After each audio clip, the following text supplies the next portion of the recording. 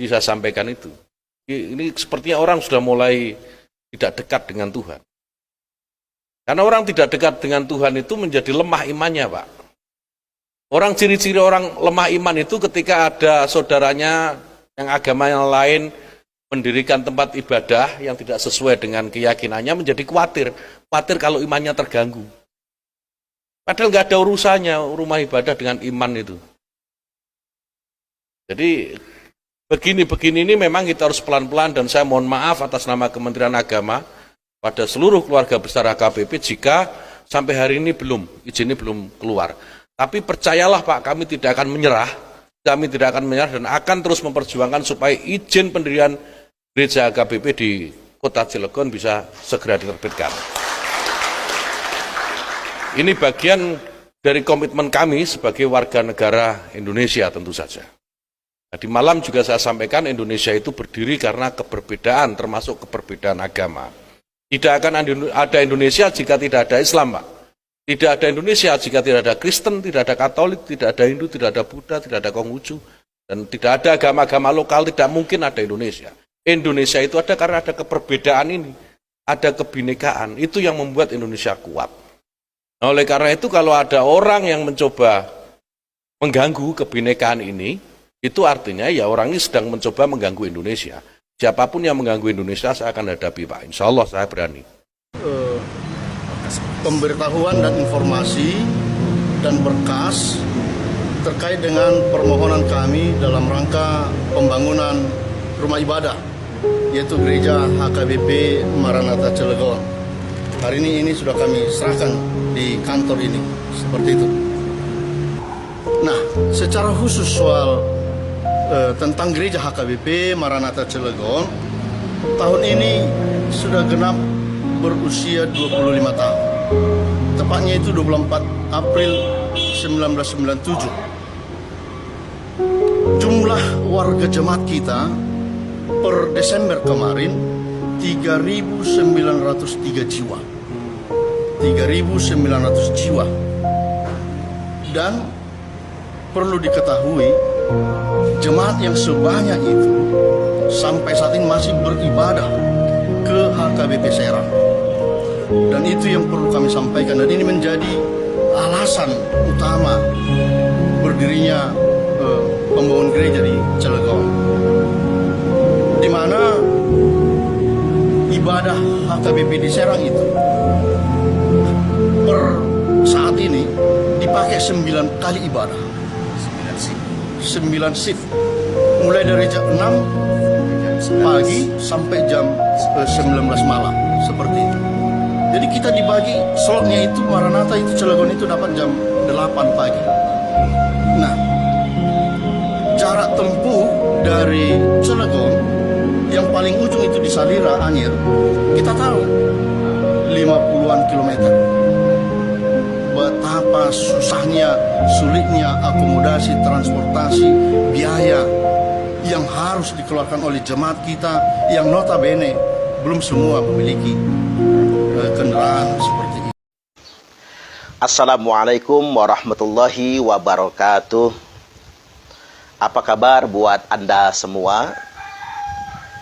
Ada sesuatu yang membuat saya agak gelisah beberapa hari belakangan ini, menggelitik untuk saya komentari sebetulnya, yakni wali kota dan wakil wali kota Cilegon menandatangani petisi penolakan pendirian gereja. Padahal sebetulnya masyarakat desa bersama aparat desa di desa yang bersangkutan sudah menyetujuinya. Dan ini dilakukan sang wali kota dan wakil bersama sekelompok orang yang mengatasnamakan masyarakat muslim. Saya cuma ingin menegaskan ini perbuatan yang sangat memalukan dan mencederai ajaran Islam itu sendiri. Mengapa saya katakan sangat memalukan? Ini memalukan bagi negara.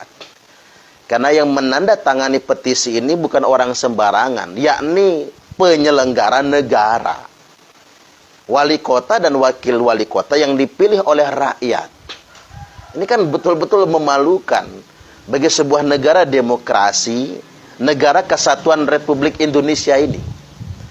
Dan yang kedua saya katakan mencederai ajaran Islam itu sendiri, karena pada kenyataannya Islam tidak pernah melarang umat agama lain untuk mendirikan rumah ibadah.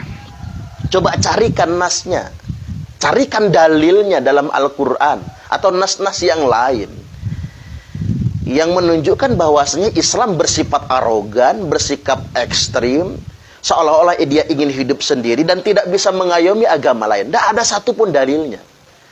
Maka karena mereka sudah mengatasnamakan kelompok muslim, saya menganggap ini mencederai ajaran Islam, merusak wajah Islam yang rahmatan lil alamin. Dan kurang lebih bisa saya katakan juga ini bentuk penistaan terhadap ajaran Islam itu sendiri. Karena mereka mengatasnamakan agama untuk menandatangani petisi tersebut. Kan yang jelas sebetulnya Islam tidak pernah melarang umat agama lain untuk mendirikan rumah ibadah. Bahkan kita mendengar riwayat perjanjian yang sangat terkenal antara Rasulullah SAW dengan Bani Najran, di mana Nabi SAW berkomitmen untuk melindungi umat Kristen Bani Najran beserta seluruh rumah ibadah mereka. Riwayat ini kan banyak dinukil dalam kitab-kitab terkemuka, bahkan Imam Tobroni, termasuk Ibnul Qayyim Al-Jauziyah misalnya. Bahkan kalau Anda semua ingin searching di Google, mudah sekali mendapatkan teks aslinya maupun terjemahan yang sudah populer. Cobalah kita membaca ulang, jangan menjadi arogan. Nabi SAW telah menulis surat yang bunyinya begini. Najran, Kristen, dan kelompoknya, umat Kristiani di sana, serta semua penganut agama Nasrani di seluruh dunia. Bahkan kalimatnya di seluruh dunia. Dalam perlindungan Allah Subhanahu wa Ta'ala dan pembelaan Muhammad Rasulullah menyangkut harta benda, jiwa dan agama mereka, baik yang hadir dalam pertemuan ini.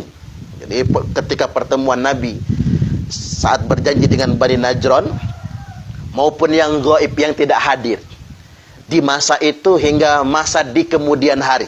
Artinya ini pesan wasiat juga buat kita umat Islam. Tidak hanya berlaku pada saat Nabi berjanji dengan Bani Najran, tapi ini sikap umat muslim terhadap non-muslim, terhadap kaum Kristiani hingga akhir zaman. Yang hadir di sana maupun yang gaib, termasuk juga keluarga mereka, tempat-tempat ibadah mereka, yakni gereja. Jadi dalam perjanjian ini Nabi mewajibkan umat muslim yang mayoritas, ketika kita menjadi bagian yang mayoritas, punya kewajiban untuk melindungi gereja-gereja dan segala sesuatu yang berada dalam wewenang mereka, sedikit atau banyak. Jadi dalam kondisi umat Kristiani banyak atau dalam kondisi umat Kristiani minoritas, sedikit, saya berjanji melindungi pihak mereka, kata Nabi, dan membela mereka, gereja dan tempat-tempat ibadah mereka, serta tempat-tempat pemukiman para rahib, para pendeta-pendeta mereka. Demikian juga tempat-tempat suci yang mereka kunjungi. Saya berjanji juga memelihara agama mereka, cara kehidupan mereka, dimanapun mereka berada. Dan panjang ini perjanjian Nabi dengan Kristen Bani Najran. Artinya, oknum-oknum yang mengaku muslim, yang mengatasnamakan Islam, kemudian anti keberagaman, anti terhadap agama Nasrani, anti terhadap agama Kristen, mereka telah membajak agama. Dari mana mereka mendapatkan dalil menjadi antipati dengan gereja atau umat beragama Kristiani? Lagi pula saya ingin coba kita berpikir sederhana dulu. Mengapa kita patut mempertanyakan ini? Kasih tanda-tanda yang banyak. Mengapa masih ada sekelompok muslim, saya pikir tidak mayoritas ini ya, sekelompok muslim yang kayaknya kok sentimen banget dengan agama Kristen, sentimen banget dengan agama Nasrani, agama Katolik, kayaknya sentimen banget dengan gereja. Apa sih yang membuat kita menjadi iri? Apa sih yang membuat kita menjadi benci? Oh, kita sama-sama umat beragama. Apa yang membuat kita menjadi a priori antipati dengan itu semua? Padahal kita sudah punya pakemnya, kan lakum dinukum waliyadin. Kita sudah punya kebebasan untuk menjalankan agama masing-masing. Cobalah kita berpikirnya normal. seandainya kita tinggal di negara yang minoritas muslim, tapi mayoritas kemudian non-muslim.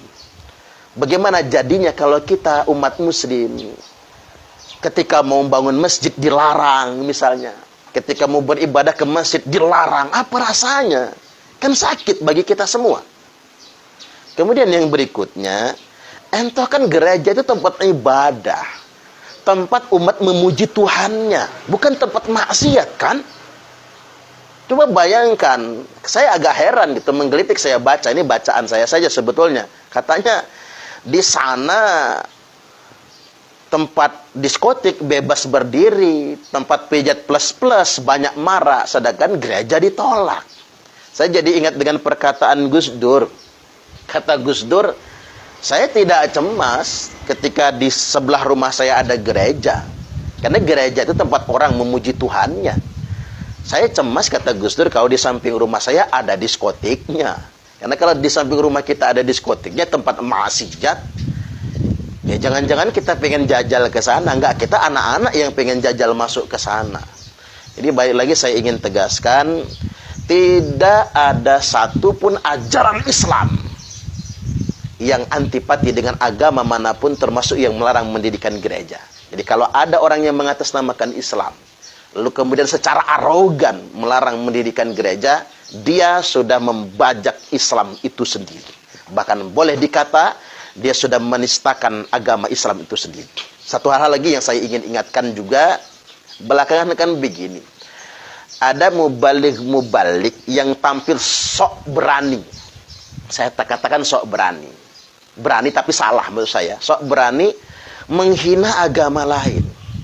Menghina Tuhan agama lain. Ada kesan, dia mau ustadznya hebat, ustadznya pemberani, menghina agama lain, mendiskreditkan agama lain. Itu bukan berani, saya katakan. Itu namanya bias-bias identitas. Itu ketimpangan identitas. Justru itu bertentangan dengan ajaran Islam itu sendiri. Menjadi muslim yang benar, menjadi muslim yang taat, bukan dengan cara menghina agama lain. Allah Subhanahu wa taala telah memperingatkan bagi kita semua, wala tasubbul ladzina yad'una min dunillah. Jangan sekali-kali, kata Allah, kalian menghina, mencaci Tuhan-Tuhan yang mereka sembah. Jadi kita nggak boleh sama sekali menghina agama lain, menghina Tuhan agama lain, menghina cara beribadah agama lain terhadap Tuhannya. Sekali lagi saya ingatkan, ini peringatan dari Allah, wala tasubbul ladzina yad'una min dunillah. Al-An'am ayat 108. Mulai sekarang, jika ada orang yang secara arogan mengatasnamakan Islam, lalu kemudian mendiskreditkan agama lain, sebetulnya dia sedang